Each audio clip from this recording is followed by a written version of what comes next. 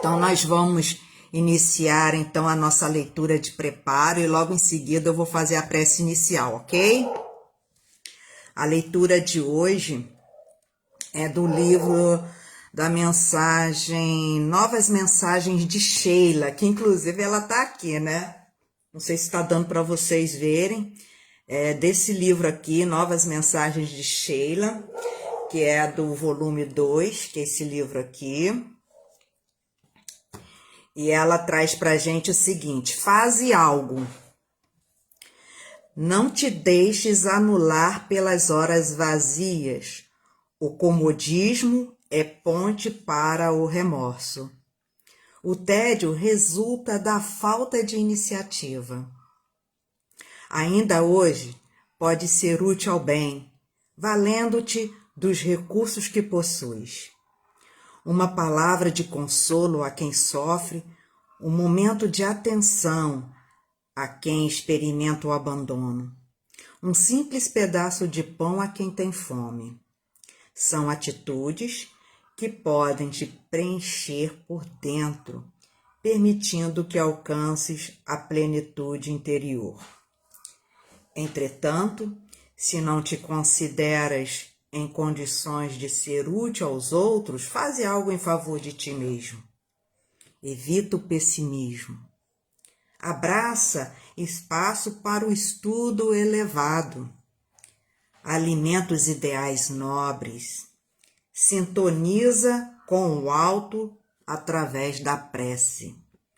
Lembra que a oportunidade que te sorrir agora, convidando-te à paz e ao progresso, é única, cabendo a ti mesmo seguir para a felicidade ou frustração mediante a escolha que fizeres.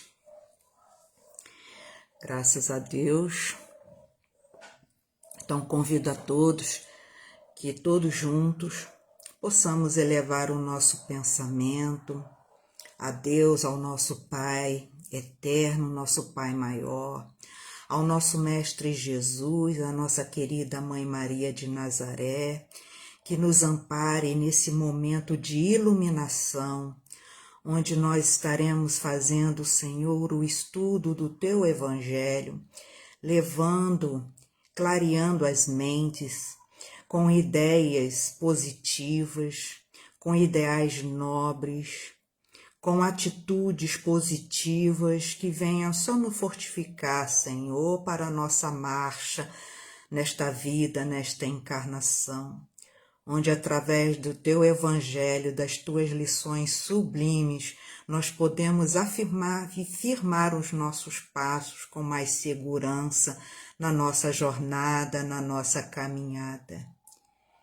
E que todos nós, unidos, juntos, nessa união fraterna de irmãos, todos nós possamos auxiliar uns aos outros, de mãos dadas, nos conduzindo fraternalmente em Tua direção, meu Mestre.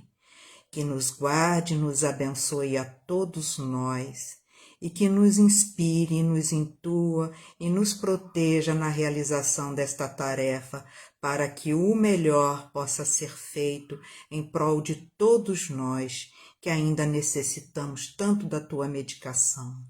Que a paz possa reinar neste momento em todos os corações aqui presentes, aos que estão nos ouvindo, direto e indiretamente.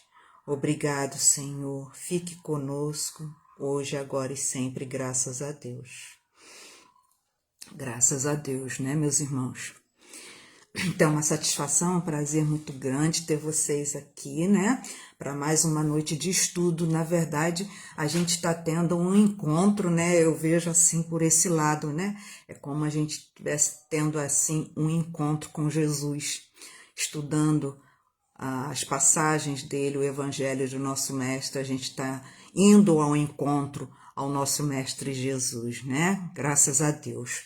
Então, dando continuidade ao nosso trabalho, nós vamos fazer a leitura do livro Pão Nosso, que é a obra que temos estudado às terça-feira, né? Que é uma vez por mês. E nós vamos falar hoje do capítulo 24, que intitula-se Filhos Pródigos. Esta mensagem, depois vem a mensagem de Emmanuel explicando esta passagem através da escrita de Francisco Cândido Xavier. Que ele diz assim: e caindo em si disse: quantos jornaleiros de meu pai têm abundância de pão e eu aqui pereço de fome. Está em Lucas capítulo 15, versículo 17. Emmanuel nos diz: examinando-se a figura do filho pródigo, toda gente idealiza um homem rico, dissipando possibilidades materiais nos festins do mundo. O quadro, todavia, deve ser ampliado, abrangendo as modalidades diferentes. Os filhos pródigos não respiram somente onde se encontra o dinheiro em abundância. Acomodam-se em todos os campos da atividade humana, resvalando de posições diversas. Grandes cientistas da Terra são perdulários da inteligência, destilando venenos intelectuais indignos das concessões de que foram aquilhoados. Artistas preciosos gastam por vezes inutilmente a imaginação e a sensibilidade através de aventuras mesquinhas, caindo afinal nos desvãos do relaxamento e do crime. Em toda parte, vemos os dissipadores de bens, dissipadores de saber, de tempo, de saúde e de oportunidades. São eles que, contemplando os corações simples e humildes em marcha para Deus, possuídos de verdadeira confiança, experimentam a enorme angústia da inutilidade e, distantes da paz íntima, exclamam desalentados: quantos trabalhadores pequeninos guardam o pão da tranquilidade, enquanto a fome de paz me tortura o espírito. O mundo permanece repleto de filhos pródigos, e de hora a hora milhares de vozes proferem aflitivas exclamações iguais a esta. Então, diz Emmanuel. Eu vou até repetir, né, esta última frase de Emmanuel, porque ela é muito significativa, né? É muito profunda, ela nos toca profundamente o coração, né, gente? Que ele diz que o mundo permanece repleto de filhos pródigos. Repleto de filhos pródigos. E de hora a hora, milhares de vozes proferem aflitivas exclamações iguais a esta, ou seja, colocando que trabalhadores pequeninos guardam o pão da tranquilidade, enquanto que a fome de paz tortura o espírito daquele que poderia ter feito um pouco mais e não fez. E às vezes a pessoa só vai se dar conta das oportunidades perdidas, de como ele foi pródigo, quanto ele foi perdulário, de quanto ele foi um dissipador dos bens, né, que Deus lhe concedeu depois que chega no mundo espiritual. Aí é onde ele sente essa fome de paz, né, porque ele não encontra paz, porque a consciência dele o cobra diante, né, que lá realmente a sua visão clareia, ele enxerga com maior perfeição, né, o tempo perdido. Mas a gente vai aqui pensar, né, do filho pródigo, a gente conhece essa passagem desta parábola do filho pródigo, E nós conhecemos perfeitamente, né? Que pródigo, o que quer dizer pródigo? É aquele que esbanja, é um esbanjador, é um gastador e que muitas das vezes usa os seus recursos de forma irresponsável. Então, ele é um esbanjador, é um dissipador dos bens, né?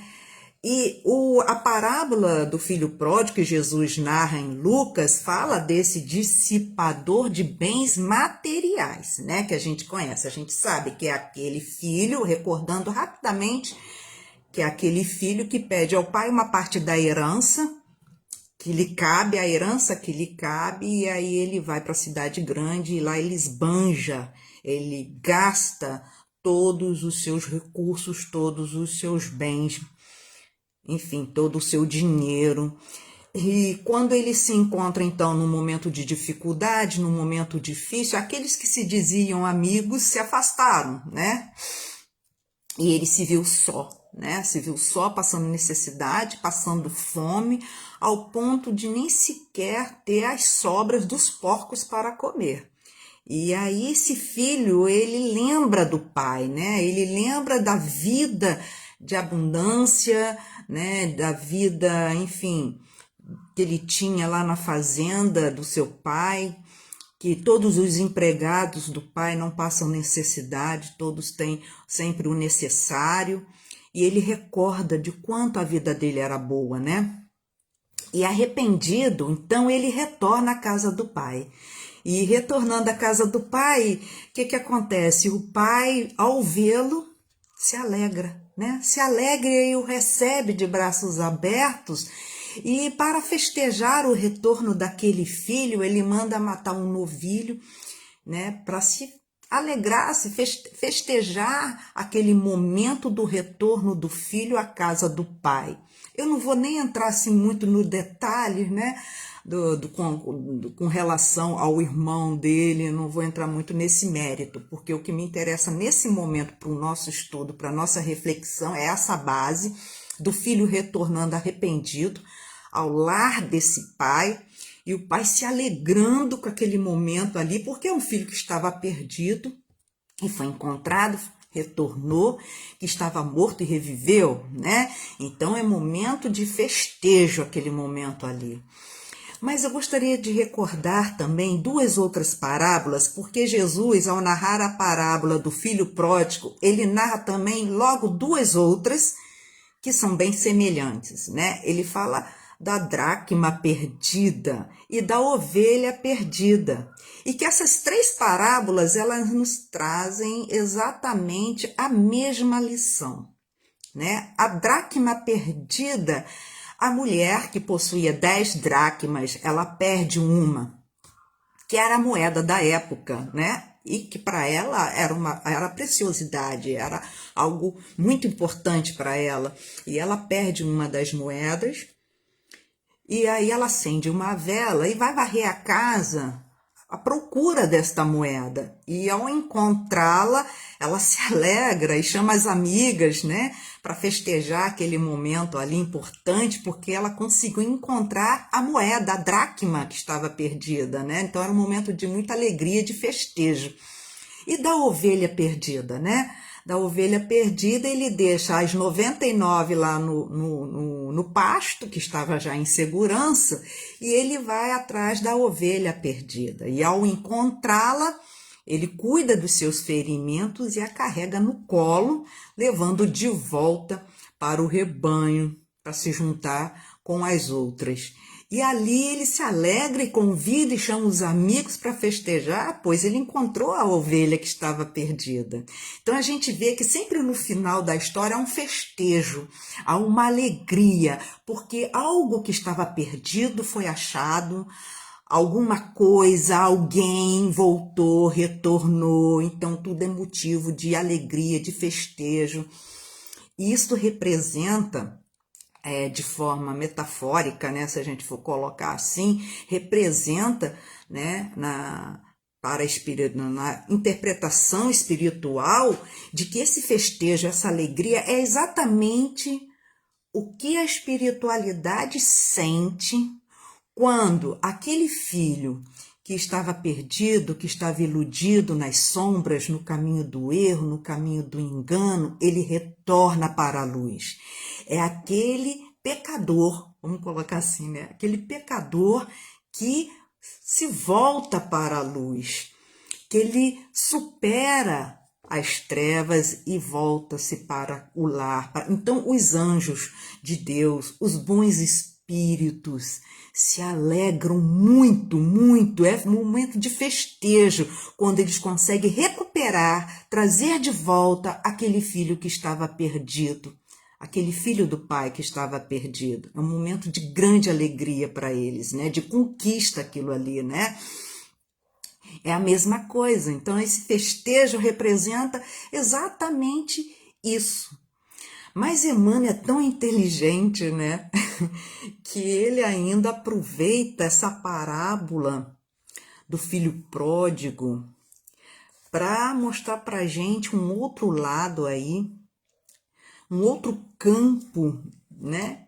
Que existem muitos filhos pródigos, repleto, o mundo ainda está repleto de filhos pródigos, que não são somente esses que são, né, esbanjador dos bens materiais. Ele traz para a gente que existem muitos filhos pródigos do saber, do conhecimento, né, das oportunidades, que perde as oportunidades, que é um esbanjador das oportunidades, que não sabe aproveitar. Né? É onde ele traz para a gente esses grandes cientistas da Terra, que são perdulários da inteligência, que usam a inteligência para o negativo, que são inteligentes, mas que usa de forma errônea, que abusam desse dom. São aqueles que aplicam golpes. Hoje em dia, que nós temos sofrido tantos golpes pela internet, não é? Pelo celular, que temos que ter toda aquela cautela, cuidado, porque são seres inteligentes que têm essa habilidade de enganar, né? E são esses que são os filhos pródigos dessa inteligência, dessas habilidades, que não estão sabendo aproveitar esse recurso da forma como deveriam. Né? Então ele coloca para a gente esses filhos, que não é só dos bens materiais, olha aí, né? Mas ele vem colocar para a gente dos dons que Deus nos aquinhoou, que nos doou, Deus nos forneceu, às vezes, condições para que a gente possa trabalhar na utilidade, para o bem, para produzir, para progredir, e estamos usando de forma abusiva. Então ele fala isso no que se refere à inteligência, no que se refere à arte, à música, né? A gente vê aí que tem muitas obras, livros, que temos que ter até cautela com relação às escritas de algumas obras, né? Na Bienal, teve uma vez que a Yasmin Madeiro, ela, claro, colocou lá tinha uma tenda, né, das obras espíritas, e a Yasmin estava lá, né, fazendo parte daquele trabalho lá, e aí ela foi passando pelas tendas, e teve uma delas que quando ela passou pela frente dessa tenda e que ela visualizou aquelas obras que estavam expostas ali, ela disse que o livro era negro, todo negro, todo negro. Ela não conseguia enxergar a obra, ela não conseguia enxergar o livro, ela só via algo preto, algo escuro, algo negro, mostrando ali uma energia ruim ali. Então é isso, né? É isso, em tudo há luz e sombra. Nós temos que saber selecionar, saber escolher, porque existem muitos filhos pródigos no mundo, né? Perdulário dos seus dons, que usam de forma negativa. Então nós temos que saber exatamente fazer, selecionando essas escolhas, fazendo as melhores escolhas. Isso na música também, né? Que leva às ilusões, que leva ao êxtase desnecessário, né? Que leva ao desequilíbrio. Então, são perdulários, dissipadores desses dons, dessas habilidades do tempo, né? Quando a gente às vezes perde tempo com coisas fúteis, nós somos perdulários, dissipadores do tempo, quando assim não sabe aproveitar o tempo. Então, Emmanuel está nos trazendo aí uma chamada, né? Para a gente refletir bem. Refletir bem, será que eu não estou sendo aí uma filha aí, um pródigo no meu dia a dia, né? E que eu tenho que rever as minhas posições, rever as minhas ações, as minhas atitudes do meu dia a dia. Será que eu não estou perdendo aí oportunidades? Não estou sendo perdulário, uma filha pródiga, né? Não estou sendo pródigo aí, né? Então é importante a gente refletir e Emmanuel nos traz isso aí para fazermos essa autoavaliação, que ela é necessária, ela é importante. Mas diante disso, diante desse belíssimo ensinamento de Emmanuel, né? Como é importante a gente também falar da necessidade do recomeço, do recomeçar. Porque esse retorno que o filho faz à casa do pai exige dele um recomeço. Exige que ele recomece, um recomeçar. Cora Corolina, né, ela traz para a gente algo magnífico a respeito disso. Ela diz que às vezes o coração rasgado pela dor vira retalho.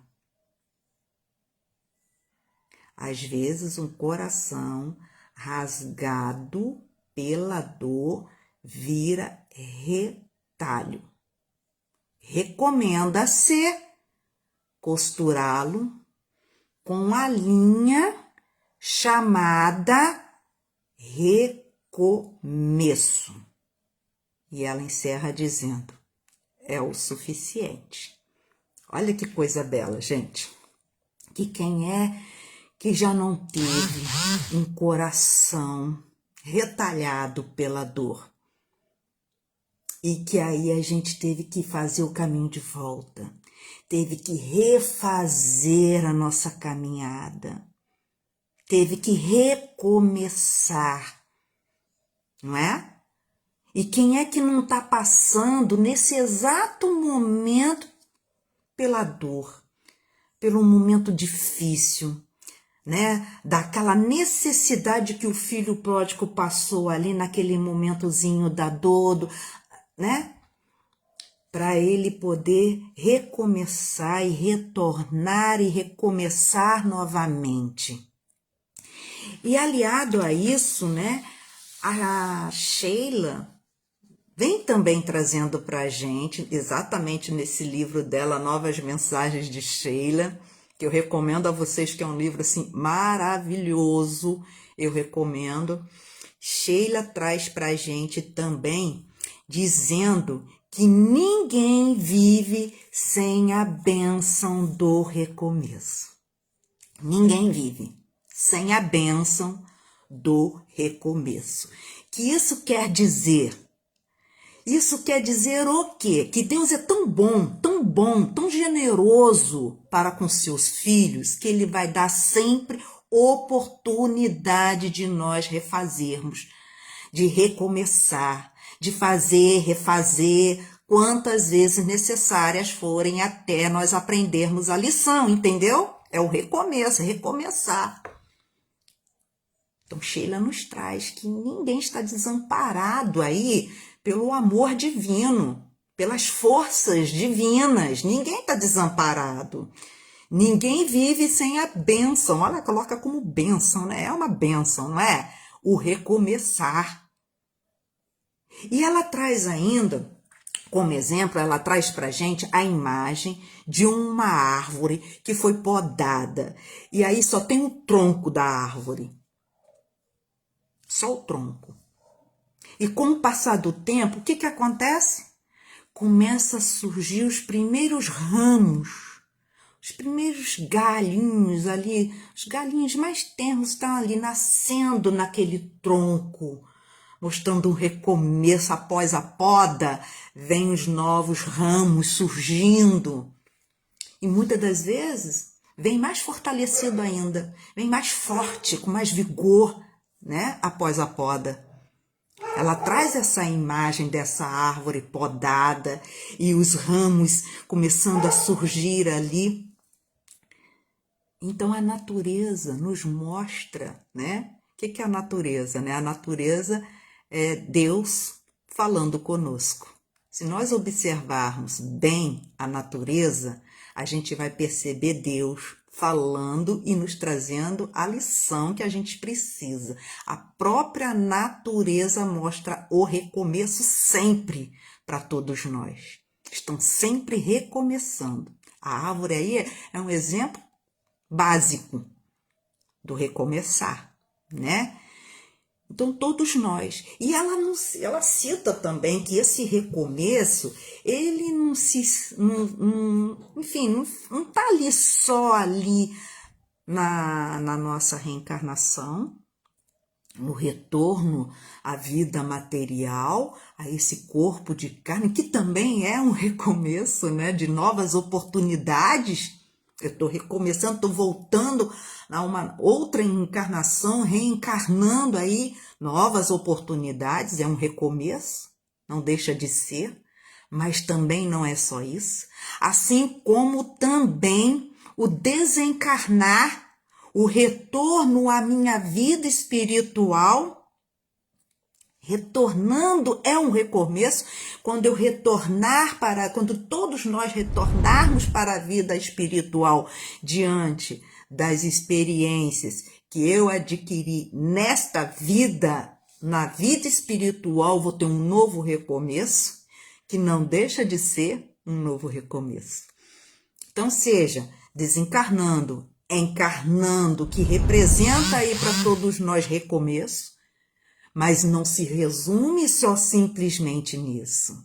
Sheila nos traz ainda a compreensão de um recomeço diário, do recomeço do dia a dia, que todos nós temos esse recomeço diário no nosso dia a dia, quando nós nos despertamos pela manhã, a cada pôr, a cada sol que nasce, é um recomeço, representa um recomeço, né, para todos nós, de esperança, de positividade.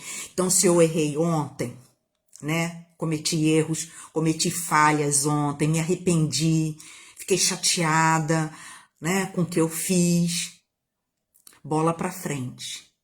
Reconhece o teu erro, reconhece as tuas falhas, mas aprenda com os teus erros, aprenda com as tuas falhas e recomece.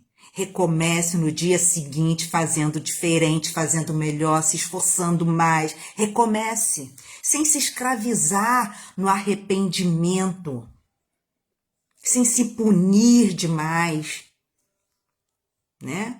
Porque às vezes a pessoa fica ali estagnada, aprisionada, a sua consciência culpada, e ela não dá um passo nem para frente nem para trás, só fica ali que não vai resolver, né?